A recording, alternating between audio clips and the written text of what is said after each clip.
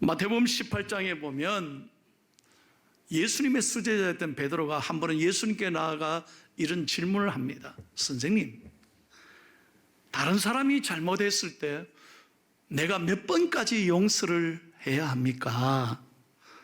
몇 번 용서해야 좋습니까? 이렇게 묻습니다. 그런데 예수님이 대답할 걸 기다려야 되는데 지가 먼저 또 이렇게 되묻는 거예요. 선생님, 7번까지 용서하면 좋습니까? 자기 딴에는 7번 한다는 건 대단한 용서 아닙니까? 그러면 칭찬하실 줄 알았는데 예수님이 뭐라고 말씀했습니까? 자, 18장 22절을 다 같이 읽겠습니다. 시작. 예수께서 이르시되 내게 이르노니 7번뿐만 아니라 7번을 7번까지도 할지니라. 와, 베드로가 큰 충격을 받았습니다. 여러분, 7번을 7번까지 하라면 몇 번을 하라는 거예요? 77, 49에 공 하나 더 해봐요. 490번까지 용서해라. 여러분, 우리가요 490번까지 용서하란 말이 무슨 말입니까? 아무리 실수해도 같은 실수를 490번 실수하는 사람은 없을 겁니다. 그럼에도 불구하고 끝까지 용서를 비는 사람에게는 끝까지 용서해라. 아무리 죄를 지어도, 아무리 잘못해도, 오늘 찬양이 그거 아닙니까? 제 집에 눌린 사람은 예수님께 나오면 어떤 죄라도 다 사랑하시고 용서하시고 하나님은 받아주시는 아버지 하나님이시라는. 여러분, 우리도 오늘 하나님 앞에 나왔습니다. 돌아보면 부족한 게 참 많습니다. 지난 한 주간 남을 미워하기도 했습니다. 하나님 앞에 잘못한 것도 있습니다. 하나님은 아시잖아요. 그럼에도 불구하고 내가 실수하고 연약해도 하나님은 우리를 나무라지 않으시고 오늘 한 분 한 분을 하나님이 안아주시고 위로하시고 은혜 베푸시고 어떤 죄라도 하나님은 용서해 주실 줄로 믿습니다. 오늘 우리가 읽은 본문 말씀은 짧은 2절이지만 여기에 하나님의 엄청난 사랑과 용서가 기록되어 있습니다. 자, 오늘 본문 말씀을 다시 한번 29절 30절을 다 함께 크게 읽겠습니다. 시작. 실로 하나님이 사람에게 이 모든 일을 제삼 행하시면 그들의 영혼을 구덩이에서 이끌어 생명의 빛을 그들에게 비추려 하심이니라. 아멘. 오늘 이 말씀을 공동번역 성경에는 이렇게 기록하고 있습니다. 아, 하나님께서 하시는 일은 모두 이런 일 2번이고 3번이고 사람을 이렇게 돌보아 주십니다. 사람의 목숨을 무덤에서 살려내시고 빛을 받아 생기를 되찾게 하여 주십니다. 할렐루야. 이렇게 저와 여러분이 용서와 사랑을 받은 사람이라는 거예요. 여러분 가운데 이 날씨도 좋은 날 교회 가야 되나? 뭐 한다고 교회 가노? 혹시 마음에 이런 불편한 마음을 가지고 억지로 할 수 없이 교회 나오신 분이 있습니까? 이래 제 눈을 피하지 마세요. 이래 아닙니다. 저와 여러분 정말 오늘 건강하게 교회에 나와 앉아 계시면 여러분 복받은 사람입니다. 어제 전 세계 수많은 사람이 생명을 잃었습니다. 물론 병으로 생명이 다해 떠나신 분도 있지만 사건 사고로 여러 가지 어려움을 당해서 사랑하는 가족들에게 작별 인사도 못한 채 어제 목숨을 잃은 사람이 얼마나 많습니까? 많은 사람들이 단 하루만이라도 더 살았으면, 하루만이라도 더 살았으면 이 생명의 은총을 우리가 지금 누리고 있는 것입니다. 이게 얼마나 감사한 일이에요. 할렐루야. 오늘 그래서 이렇게 하나님 앞에 나와 성전에 나와 하나님을 노래하고 찬양하고 기도하고 하나님의 말씀을 들을 수 있으면 여러분은 축복받은 사람이라는 거예요. 시편 78편 38절을 다 같이 읽겠습니다. 시작. 오직 하나님은 긍휼하심으로 죄악을 덮어주시어 멸망시키지 아니하시고 그의 진노를 여러 번 돌이키시며 그의 모든 분을 다 쏟아내지 아니하셨습니다. 여러분, 우리 하나님이 심판하시는 하나님, 반드시 죄를 갚으시는 하나님이라고 하면 하나님 앞에 그때마다 만약 하나님 심판하신다면 누가 하나님 앞에 서 있겠습니까? 한번 생각해 보십시오. 하나님이 우리가 잘못을 저지를 때마다 재앙을 내리시고 벌을 내리시는 하나님이라면 우린 여기 아무도 못 서 있습니다. 얼마나 우리를 부족합니까? 얼마나 우리가 하나님 앞에서 실수하고 죄를 지을 때가 얼마나 많습니까? 그런데 하나님께서는 우리를 언제나 기다리시고 용서하시고 참으시고, 하나님은 우리에게 사랑을 베풀어 주시는 놀라운 하나님이신 줄로 믿습니다. 그래서 하나님께서는 이 세상의 많은 사람들이 예수님께 돌아오도록, 한 영혼이라도 예수님께 돌아오도록 하나님은 참고 기다리시는 거예요. 마태복음 24장 21절 22절에 보면 이 마지막 시대에 대하여 예수님이 이런 말씀을 하셨습니다. 다 같이 읽겠습니다. 시작. 이는 그때에 큰 환난이 있겠습니다. 창세로부터 지금까지 이런 환난이 없었고 후에도 없으리라. 그 날들을 감하지 아니하면 모든 육체가 구원을 얻지 못할 것이나 그러나 택하신 자들을 위하여 그 날들을 감시하리라. 감하시리라 그랬어요. 여러분 생각해 보세요. 우리가 지금 이 마지막 시대를 살고 있지 않습니까? 지금 전 세계에 여러분 현상을 보십시오. 지구온난화로 세계에 끊임없이 폭염과 또 홍수, 태풍, 집중호우, 전쟁과 기근, 또 수많은 재앙, 바이러스, 끊임없이 여러분 인간을 도전하고 있습니다. 정말 마지막 시대 아닙니까? 제가 미국에 17년을 살았습니다. 미국이요, 지금 놀라운 거래요. 놀라운 일이라는 거예요. 그렇게 덥다가 100일 동안 100도씨라면 엄청납니다. 50도가 다 돼가는 이 폭염이 사상 처음으로 열일 계속되고, 그러다가 그 사막에 지금 얼마 전에 폭우가 쏟아져가 난리를 또 하고 허리케인이 불어오고 지금 너무너무 살기가 힘들다는 거예요. 여러분, 세상이 아무리 편리하고 아무리 과학이 발달해도 수많은 이름 모를 질병이, 희귀병이 얼마나 많습니까? 바이러스 앞에 우리 꼼짝 못하지 않아요. 코로나가 지나간 것 같은데 끝입니까? 아닙니다. 우리 일상생활에서 이제 코로나를 흔히 볼 수 있습니다. 정말 마지막 때입니다. 그런데도 하나님은 말씀하십니다. 심판하지 않으시고 오늘 말씀, 택하신 자들을 위하여 그 날들을 감하시리라. 하나님이 참고 기다리시는 거예요. 하나님이 심판하지 않으시고 한 영혼이라도, 세상의 한 영혼이라도 하나님께 돌아오도록 하나님은 용서하시고 기다려주시고 끝까지 사랑하시는 하나님이시다. 끝까지 사랑하시는 하나님.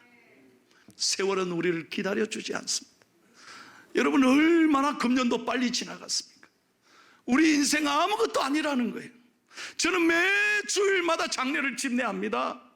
인생 아무것도 아닌 거예요. 권력이 영원합니까? 잠깐입니다. 명예가 영원한 것입니까? 아무것도 아닙니다. 여러분, 물질이 영원합니까? 물질은 있어야 합니다. 그러나 물질에 마음을 두고 살지 마십시오. 거기에 마음을 빼앗기면 욕심에 갇혀서 행복하지 못합니다. 매일매일 돈 때문에 돈 하다가 돌아버립니다. 여러분, 주식하는 사람 보세요. 일어나면 주식 쳐다보고 앉아가지고 매일 주식 오르락 내리락 하는 그거 보고 핑핑 돌아버려요. 그게 뭐라고? 무엇에 마음을 빼앗기고 삽니까? 물질이 아닙니다. 그래서 하나님께서는 우리에게 말씀합니다. 우리가 어떻게 살아야 되느냐? 생명에 관심을 갖고 살아야 된다는 거예요. 우리를 왜 구원하셨습니까? 왜 이 자리에 예배 드리는 사람으로 축복해 주셨습니까? 하나님이 우리를 심판해서 우리를 영원한 구덩이에서 우리를 건지신 이유는 생명을 전하는 사람이 되어라, 이 말이에요. 에스겔서 33장 11절을 다 같이 읽겠습니다. 시작. 너는 그들에게 말하라. 주 여호와의 말씀이니라. 나의 삶을 두고 맹세하노니 나는 악인이 죽는 것을 기뻐하지 아니하고 악인이 그의 길에서 돌이켜 떠나 사는 것을 기뻐하라. 이스라엘 족속아 돌이키고 돌이키라. 너희 악한 길에서 떠나라. 어찌 죽고자 하느냐 하셨다 하라. 하나님은 어떤 사람이랄지, 아무리 하나님은 악한 사람이라도, 아무리 포기한 사람이라도 하나님이 만져주시면 치료가 됩니다. 잘 들어봐요. 하나님의 사랑이 임하면 사람이 변화되는. 여러분 이분을 아십니까? 그 유명한 앤 슬리반 메이시 선생님입니다. 최고의 선생님입니다. 가장 존경받는 선생님이죠. 왜?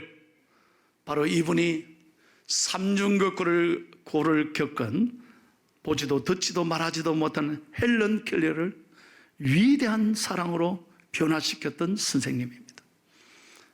그래서 미국에서는 이 앤 슬리반을 선생님의 사표로 삼고 있습니다. 그런데 그거 아십니까? 이 앤이 어릴 때 자기가 심각한 질병에 걸려서 그도 불행한 소녀였습니다. 그는 어릴 때 회복 불가능 판정을 받았습니다. 왜? 정신질환으로. 이 아이가 어릴 때부터 어둠에 갇혀서 말이죠, 절대로 빛으로 나오지 않는 거예요. 사람을 만나지 않습니다. 어릴 때부터 고래고래 고함을 지르고 하루 종일 발작하고 물건을 집어 던지고 완전히 어둠에 갇혀서 앤 슬리반이 살았다는 거예요. 그래서 부모들이 얼마나 가슴 아프겠어요. 이 아이를 데리고 선생님, 의사 선생님 찾아가는데 의사 선생님도 이거 못 고친다, 약으로 못 고친다는 거예요. 그래서 부모의 가슴에 큰 상처를, 이 아이를 어떻게. 근데 놀랍게도 그날 그 병원에 간호사 선생님 한 분을 만났습니다. 그분의 이름이 샤론 로라고 하는 간호사 선생님이었어요. 이분은 교회를 다니는 크리스찬이었습니다. 모두가 선생님이 부모가 포기하고 돌아가는 길에 이분이 이렇게 말합니다. 부모님, 내가 이 딸을 만나도 괜찮겠습니까? 괜찮죠. 그런데 우리 아이 너무 힘든데요. 괜찮습니다. 저를 방문하게만 해주세요. 하나님이 이 선생님의 마음에 감동을 준 거예요. 그래서 무려 183일 동안, 6개월 동안 이 딸아이를 찾아갑니다. 가니까 막 발작을 하고 고함을 지르고 막 때리고 물건 던지고 매일매일 소리 지르는 거예요. 그런데 그렇게 얻어맞고 그렇게 그 발작하는 가운데도 미소를 잃지 않고 이 앤에게 말합니다. 앤, 너 기억해. 하나님이 너를 사랑해. 하나님은 너를 포기하지 않아. 절대로 하나님은 너를 버리지 않아. 너를 하나님이 귀하게 사용해 주실 거예요. 여러분 183일 동안 매일 찾아가서 이 선생님이 이 아이를 축복하는 거예요. 놀라운 것은 183일 이후에 6개월이 지난 다음에 어느 날부터 조용해졌습니다. 하나님의 성령의 빛이, 사랑의 빛이 이 아이의 가슴에 덮은 거예요. 그때부터 이 아이를 하나님이 잠잠케 해주셨습니다. 이 아이를 변화시켰습니다. 6개월 만에 세상의 의학으로 방법으로 치료할 수 있는, 모두가 포기했던 이 아이를 하나님의 사랑으로 완전히 회복시켜 주셨다는 거예요. 그래서 오늘 위대한 앤 슬리반 선생님이 탄생하게 될 수 있었다는 거예요. 여러분, 오늘 하나님이 바로 우리에게 주시는 이 놀라운 말씀이 여기에 있습니다. 이렇게 사람의 사랑이, 끝까지 포기하지 않고 자라가던 이 사랑이 사람을 변화시키듯이 하나님은 절대로 여러분을 포기하지 않으신다는 거예요. 내가 아무리 실수하고 부족하고 연약해도 하나님은 never give up, never give up, 포기하지 않고 끝까지 사랑하시는 좋으신 아버지 하나님. 그래서 여러분 오늘 30절을 다시 한번 읽겠습니다. 오늘 본문 30절입니다. 시작. 그들의 영혼을 구덩이에서 이끌어 생명의 빛을 그들에게 비추려 하심이니. 아멘. 그들의 영혼을 구덩이에서 영원히 죽을 수밖에 없는 죄악 가운데, 어두운 가운데, 엄부 가운데 하나님이 우리를 끌어올려 주셔서 생명의 빛을 비추게 하시는 것입니다. 이 구덩이를 히브리어로 하트라고 합니다. 영어로 하트란 말은 좋은 말이죠, 사랑. 히브리어로 하트란 말은 구덩이, 깊은 구덩이를 말합니다. 여러분, 사자를 잡을 때 어떻게 하느냐? 사람들은 깊은 구덩이를 파고 위에 위장을 해놓습니다. 그럼 지가 지나가다가 폭 빠져요. 깊은 구덩이에 빠져. 그런 다음에 공격하면서 그 사자를 잡습니다. 그 웅덩이, 그 깊은 구덩이를 말하는 것입니다. 어떻게 봐도 이래도 안 되고 저래도 안 되고 1% 가능성도 없는 그 깊은 절망의 상황, 깊은 웅덩이에 빠졌다 할지라도 하나님은 우리를 건져내시는 하나님이십니다. 시편 40편 2절을 다 같이 읽겠습니다. 잘 보세요. 오늘 우리에게 주시는 말씀이에요. 시작.